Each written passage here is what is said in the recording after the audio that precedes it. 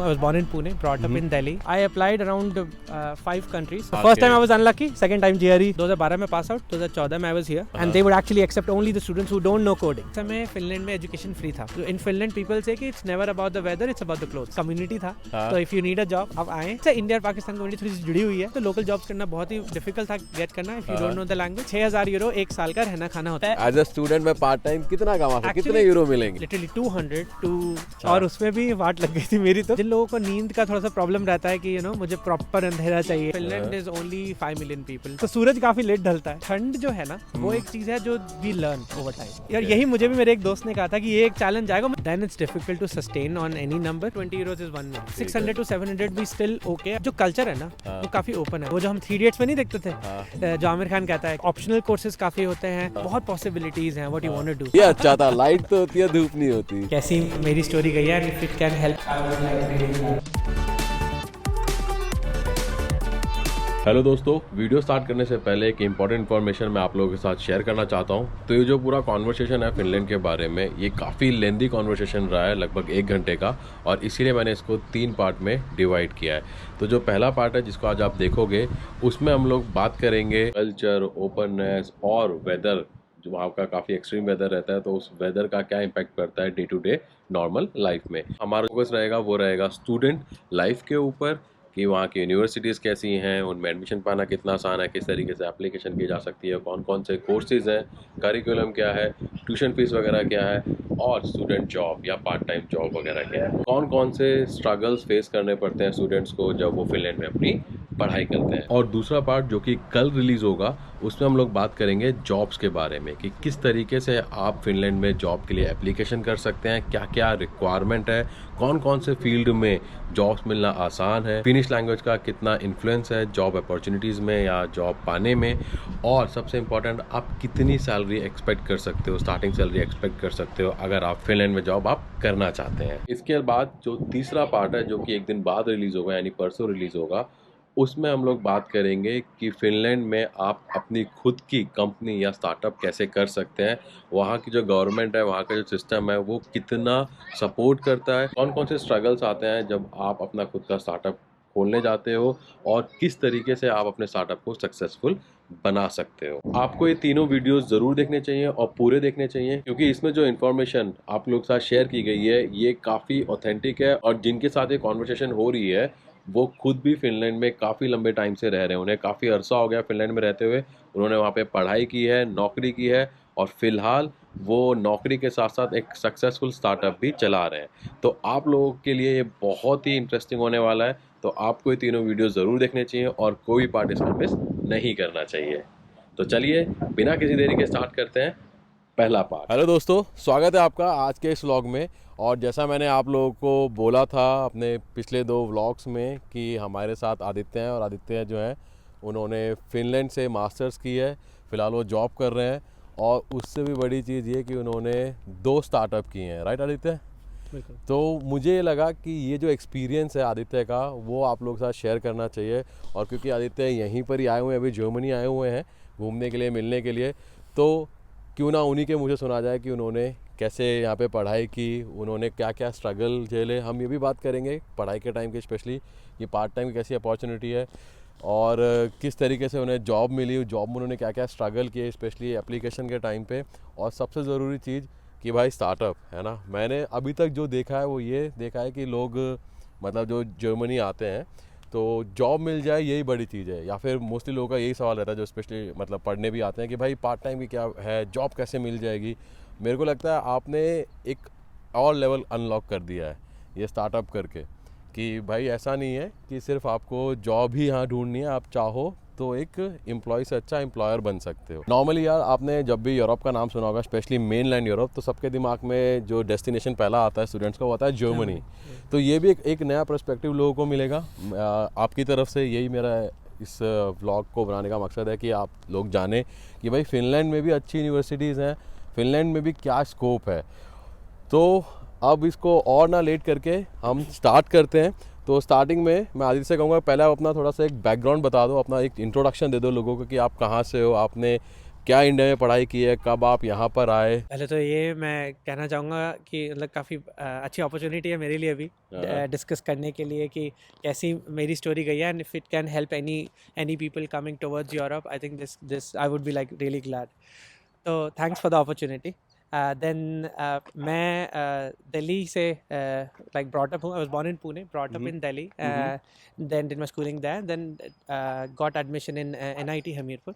NIT Hamirpur, okay. बिल्कुल ना. So वहाँ पे I was like having the mechanical engineering branch.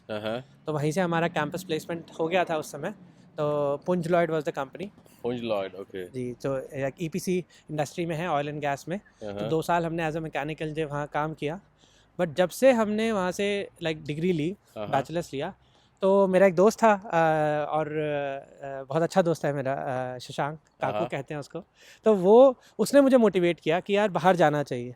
मैं पहले M.Tech देख रहा था और चीज़ें देख रहा था, IIT से जाना चाहिए, कैसे जाना चाहिए, but he actually motivated me to look around, and Germany was the place where he got selected in TU Munich already during the college time. So TU Munich में? जी हाँ, पावर इंजीनियरिंग, कंप्यूटेशनल इंजीनियरिंग में he did his, he was also mechanical engineering student. तो मैं बस यहाँ पे एक बात बताना चाहता हूँ कि जो भाई TU म्यूनिक है, मतलब जर्मनी की सबसे मतलब मोस्ट रेपुटेटेड, और जैसे हमने यहाँ रैंकिंग की ज़्यादा लोग बात करते हैं, तो भाई TU म्यूनिक एक बहुत ही मतलब अव्वल दर्जे की यूनिवर्सिटी है. TU9 के अंदर. हाँ, TU9 में आती है ऑफकोर्स.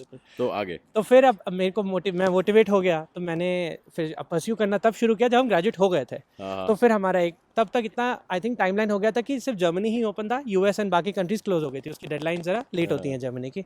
तो मैंने वहाँ पे मेरे को इंटरेस्ट था सॉफ्टवेयर साइड को हार्डवेयर साइड से कंबाइन करने का. So I was interested in like interdisciplinary studies where I can learn different things and then make things together, right. सो automation and mechatronics, this was like my interest area. ठीक है. तो मैंने apply किया हर जगह. तो मैं सिर्फ जर्मनी में मतलब around 7 universities I applied masters in mechatronics. There was one other university which was TU Berlin. TU Berlin, okay. Where actually I got admit. But the problem was the course, it was not that what I would have loved to have.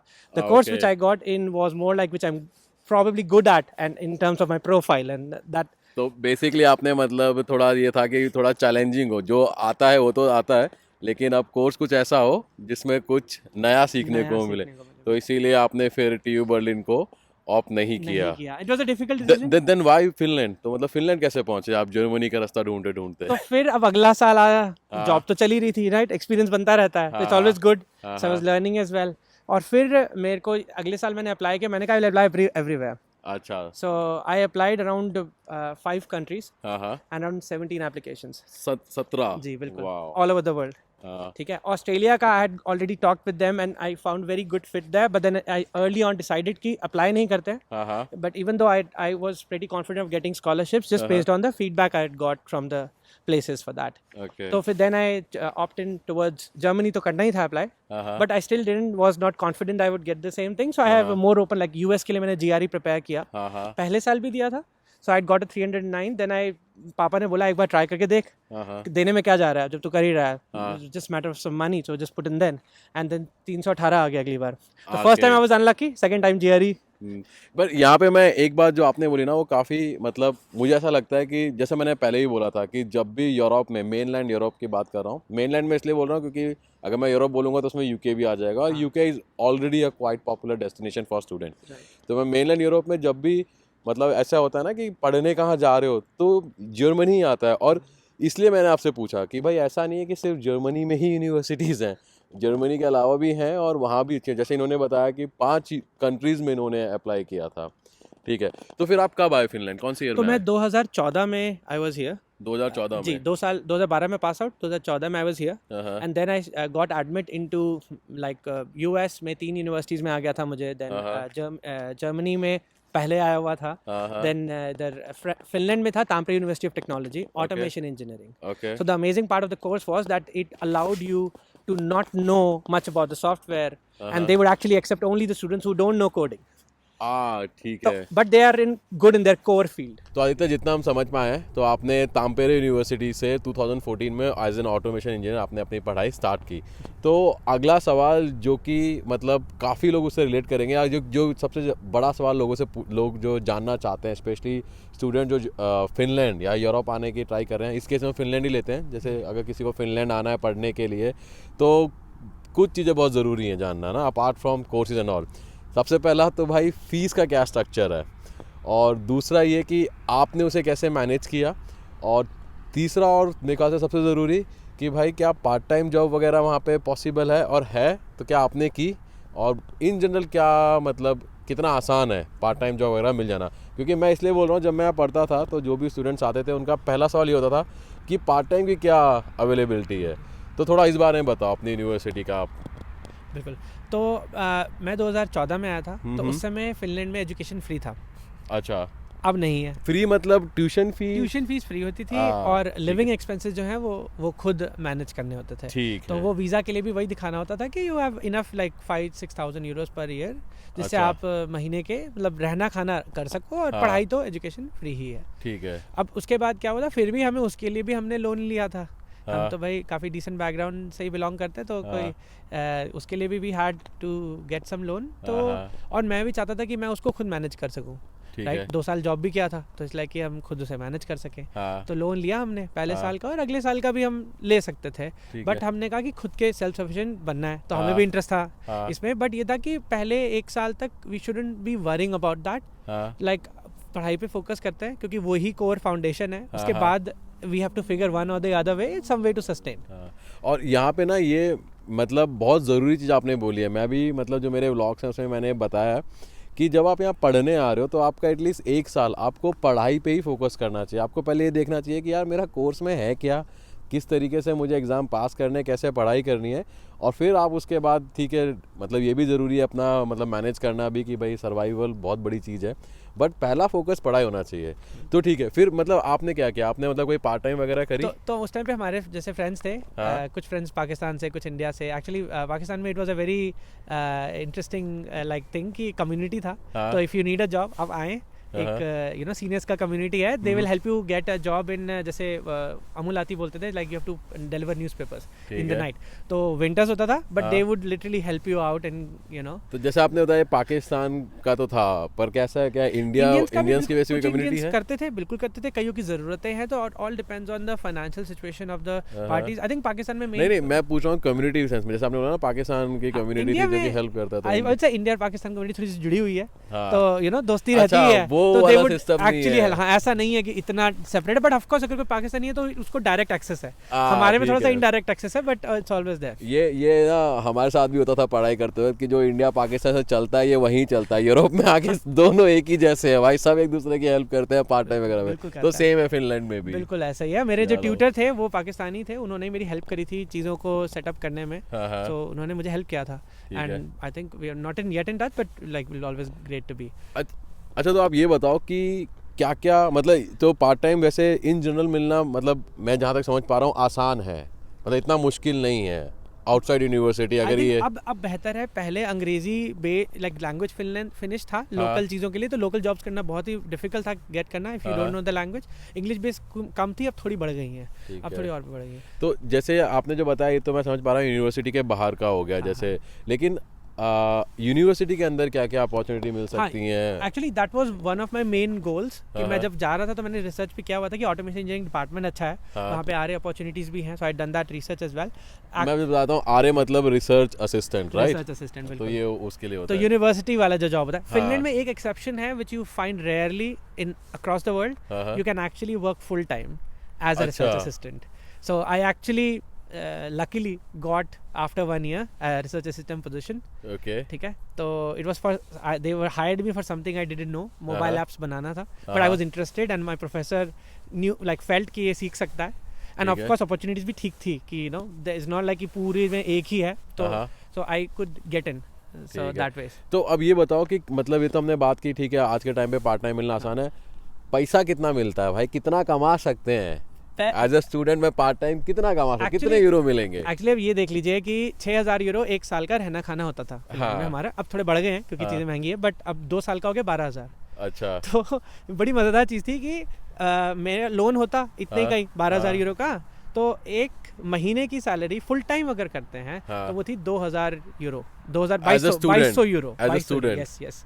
और जो आपने part time बताया जो university के बाहर कर रहे थे, जैसा बता रहे थे, उसमें कितना लोग कमा सकते हैं? उसमें you can earn anywhere between let's say literally 200 to 1200-1300।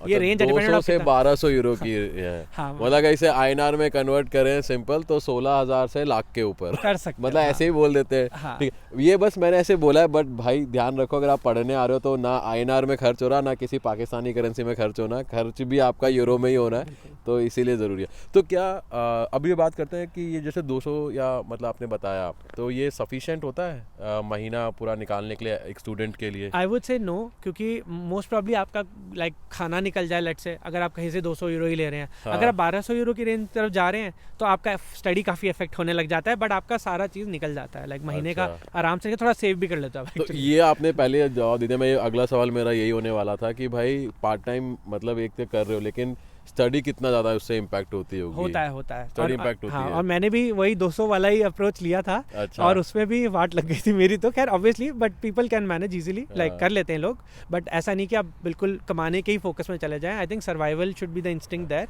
कि उतना ही लो जितना ज़रूरत है, क्योंकि studies will actually give you get you a longer way. और भाई ये मतलब आप सभी स्टूडेंट्स के लिए, या फिर अगर आपके कोई फ्रेंड या फैमिली में कोई आना चाहता है फिनलैंड पढ़ाई करने के लिए भी, तो यार ये बहुत क्लियर होना चाहिए, जब आप पार्ट टाइम कर रहे हो तो उसका फोकस सर्वाइवल ही होना चाहिए। उसको आप इतना ज़्यादा मतलब फर्स्ट प्रायोरिटी पे मत दे दो कि आपकी पढ़ाई जो है सेकंड पे आ जाए, क्योंकि इवेंचुअली वो आपको हेल्प नहीं करने वाला। एक टाइम के बाद आपकी पढ़ाई कंप्लीट होगी 2 साल 3 साल उसके बाद। अच्छा, इससे याद आया, जैसे यहाँ पर क्या है यार कि अगर आप मास्टर्स करते हो, जैसे कोर्स 2 साल का है, लेकिन ऐसा नहीं है कि आपको 2 में ही कंप्लीट करना है, आप उसको 3-4 में भी कंप्लीट कर सकते हो। फिनलैंड में भी ऐसा ही कुछ है? बिल्कुल ऐसा है। फिनलैंड में we got 4 years of study, right? ठीक है। तो उसमें कोर्स 2 साल का है, मतलब ऐसा है कि आप अपने हिसाब से उसको फ्लेक्सिबली चेस कर सकते हो, जैसे आप करना चाहो अपने प्लान के हिसाब से। एंड बस आपको कुछ मिनिमम क्रेडिट्स करने होते हैं हर साल, वो आप करते रहें और फ्लेक्सिबिलिटी रहती है। अब आई थिंक वो 4 से उठ के 3 हो गई है। बट वही है कि basic, and then at the end of the day, even if you are not able or you don't want to do that, let's say आप जॉब फेज में चले जाते हो by chance, if you get already you are heavily employed and you want to do work, you still can do that and later come back with that. But visa का फिर dependency खत्म हो जाएगा, मतलब वीज़ा विल बी लाइक कि भाई अब आप अगर अपने पीरियड से निकल चुके हो, सो देन हमारे वीज़ा का कोई गारंटी नहीं है। आपके पास क्रेडिट्स एक बार जो आपने कमा लिए वो कमा लिए। So once you have studied, you have studied. Obviously not recommended, but yeah something. अच्छा, अब एक चीज़ और, ये तो आपने मतलब पार्ट टाइम का सब बता दिया। अब ये बताओ कि कौन कौन से ऐसे स्ट्रगल्स होते हैं जो स्टूडेंट्स फिनलैंड में फेस करते हैं? मैं इसलिए पूछ रहा हूँ क्योंकि फिनलैंड जो है ये नॉर्डिक कंट्रीज़ का ही हिस्सा है ना, जो नॉर्डिक एरिया उसका ही एक कंट्री फिनलैंड भी है, तो यार सर्दी बहुत होती होगी। हाँ। और एकदम मतलब ऐसा होता है क्या कि मतलब कुछ महीने हैं कि सूरज निकल ही नहीं रहा और फिर कुछ ऐसे महीने हैं कि सूरज जा ही नहीं रहा, तो किस तरीके के स्ट्रगल्स होते होंगे आपके? मतलब कौन से स्ट्रगल्स आपने फेस किए हैं? मुझे लगता है समर्स, जिन लोगों को नींद का थोड़ा सा प्रॉब्लम रहता है कि मुझे प्रॉपर अंधेरा चाहिए, मुझे मतलब मुझे कोई नॉर्मली दिक्कत होती नहीं है, राइट? अगर थोड़ा भी ढका हुआ हो तो आराम से I can sleep. So summers is never normally a problem for people.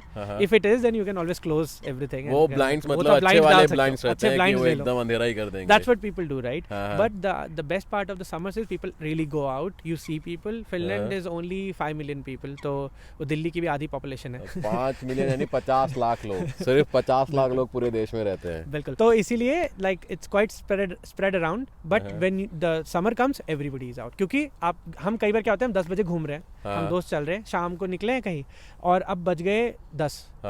अच्छा, हम चल रहे हैं, हमें पता नहीं, हमें लगा शाम ही चल रही, 6-7 ही बजे होंगे। तो सूरज काफी लेट ढलता है और जल्दी उग जाता है, तो वो that is fun. The sad part though is the other half, कि इधर ज्यादा मजा है। विंटर में क्या हालत होती है?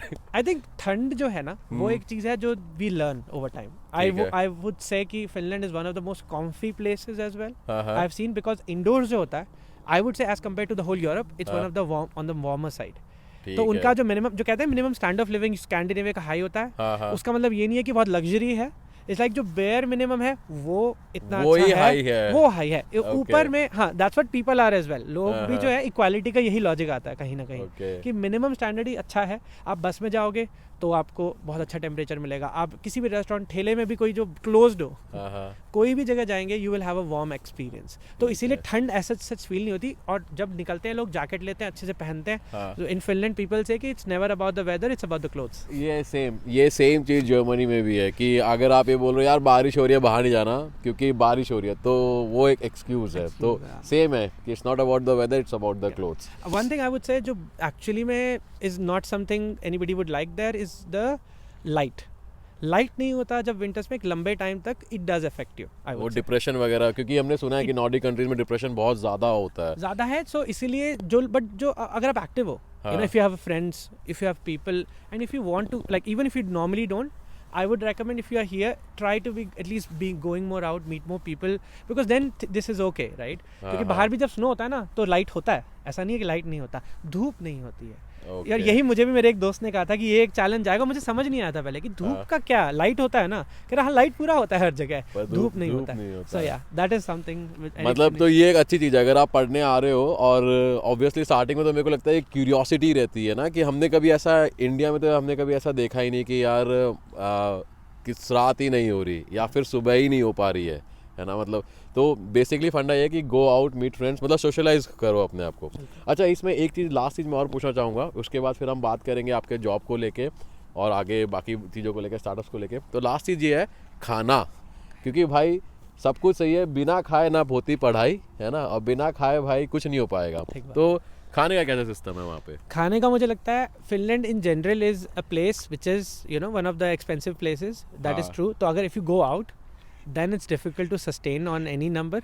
तब आप खर्च करने को कितने भी कर सकते हो, ठीक है। और अब if you go out like McD kind of place होगा तो 9-10 यूरो का आपका पड़ जाएगा। और अगर आप लाइक इंडियन प्लेस जाके अच्छे से खा रहे हो, साइड्स भी ले रहे हो, डेजर्ट भी ले रहे हो, अगर आप सोच रहे हो आप रोज़ खाओगे तो वो पॉसिबल नहीं होगा। 20 euros is one meal for example, including like some extras, right. तो if you cook, we used to, like in our times it was like 400 is the minimal you would need to survive everything, ठीक है। and 500 is काफ़ी है कि मतलब आराम से आप अगर घर में कुक करते हो, if you go once a month or twice a month, तो if you go out not that often then 500 used to be okay, pretty okay। मतलब ये पर 2014 का बता रहे हो कि 400 से 500 यूरो के बीच में आपका मंथली खर्चा चल जाएगा एज स्टूडेंट। आज के टाइम पे अब 700 ले लीजिए, मुझे जो लगता है, मतलब 600 to 700 भी स्टिल ओके अगर आप घर पे कुक करते हैं। And depends on the accommodation, मैं सब जोड़ के बता रहा हूँ, अकोमोडेशन, फूड, एवरीथिंग। मतलब ऑब्वियसली यार कोई एग्जैक्ट फिगर नहीं दे सकता क्योंकि लाइफस्टाइल सबकी अलग अलग होती है। बट जो आपने बताया आई थिंक लोग उससे रिलेट कर सकते हैं कि ठीक है आप 1-2 बार ही महीने में बाहर खा रहे हो, और बाहर खाने का इसका तो ये मान के चल रहा हूँ कि अच्छी जगह खा रहे हो, है ना। और बाकी आप घर पे ज़्यादा कुक करते हो तो आराम से 600 से 700 यूरो में आज के टाइम पे आप सर्वाइव कर सकते हो। बढ़िया। तो मुझे लगता है मैंने आपके स्टूडेंट फेस से काफ़ी चीज़ें मतलब पूछ ली हैं, पर अगर आपका ऐसा कुछ लगता है कि मैं नहीं पूछ पाया और आपको लगता है कि लोगों को जानना चाहिए फिनलैंड के बारे में, उनको पता होना चाहिए, तो बताओ। मतलब मुझे लगता है स्टूडेंट फेज का जो सबसे एक्साइटिंग पार्ट है फिनलैंड का, जो मैं कहूँगा, I am pretty sure Nordics में भी ये चीज़ कॉमन होगी, थोड़ा जर्मनी से यहाँ डिफरेंट हो जाता है। जो कल्चर है ना वो काफ़ी ओपन है, मतलब इट्स रियली लाइक कि आप जो करना चाहते हैं ना वो आप करें। वो जो हम 3 इडियट्स में नहीं देखते थे, जो आमिर खान कहता है कि जा यार फ्री, एक तो एजुकेशन बट ही रही होती है क्योंकि फ्री है, लिटरली फ्री है। तो हम ऑप्शनल कोर्सेज काफ़ी होते हैं, हम अपना थीसिस, हम माइनर को मेजर जितना बना सकते हैं कि भाई हमें अगर इस डायरेक्शन में आगे थीसिस करना है, बहुत पॉसिबिलिटीज़ हैं what you want to do. Even this full time job बीच में करना, तो मैंने जो 6 महीने का किया तो मैंने 2 साल का रहना खाना बना लिया था। सिर्फ 6, क्योंकि अच्छा सैलरी था। तो अब मतलब मैं I was happy for my self कि भाई आरओआई पहले ही आ गया है। आरओआई मतलब भाई रिटर्न ऑफ इन्वेस्टमेंट, मतलब आप लोग जानते हो, बस मैं बता देना चाहता हूँ कि किसी का डाउट ना रह जाए कोई बात में कि भाई ये आरओआई क्या बोल के निकल गए। बिल्कुल। और आई थिंक एक चीज़ और कि जब जाना था बाहर तो मैं और मेरा एक दोस्त था विपुल, तो मैं उसको ज़रूर काफ़ी हद तक क्रेडिट देता हूँ कि हमने मिलके जब हम एप्लीकेशंस करते थे तो वो एक मोटिवेशन जो था वो लगातार था, क्योंकि हमने, मुझे लगता है, ज़्यादा भसड़ करी है जितनी करने की ज़रूरत है, क्योंकि हमने हर कंट्री के लिए हम ओपन थे। हमें था कि हमें इस तरह की चीज़ पढ़नी है and we are open to the world.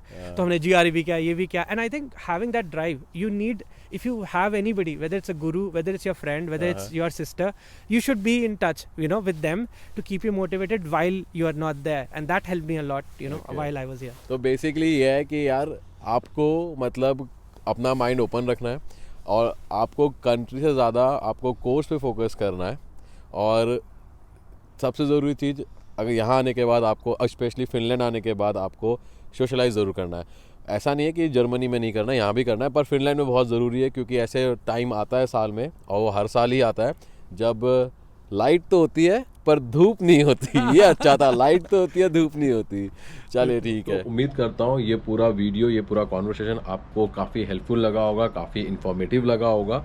आप लोगों को ये वीडियो अपने दोस्तों के साथ भी शेयर करना चाहिए। अगर आपका कोई फ्रेंड या कोई फैमिली मेम्बर है जो कि फिनलैंड प्लान कर रहा है पढ़ने के लिए, तो उनके काफ़ी काम आने वाला है वीडियो। वैसे तो हमने सभी रेलेवेंट टॉपिक्स पे काफ़ी बात की है, लेकिन अगर आपको लगता है कि कोई पर्टिकुलर टॉपिक छूट गया है या फिर किसी टॉपिक के बारे में आप और डिटेल में जानना चाहते हैं, तो नीचे कमेंट सेक्शन में ज़रूर लिखिए। हम उस पर भी बहुत ही जल्दी एक डिटेल वीडियो बनाएंगे। इसके अलावा आपके जो भी डाउट्स हो, आपके जो भी क्वेश्चंस हो, आपका जैसा भी फीडबैक हो, उसको भी नीचे कमेंट सेक्शन में बताइएगा और हम उस पर भी आपको टाइमली रिप्लाई करेंगे। तो दोस्तों फिर मिलते हैं हम कल के वीडियो में, जहाँ पे हम लोग बात करेंगे जॉब्स के बारे में। बाय।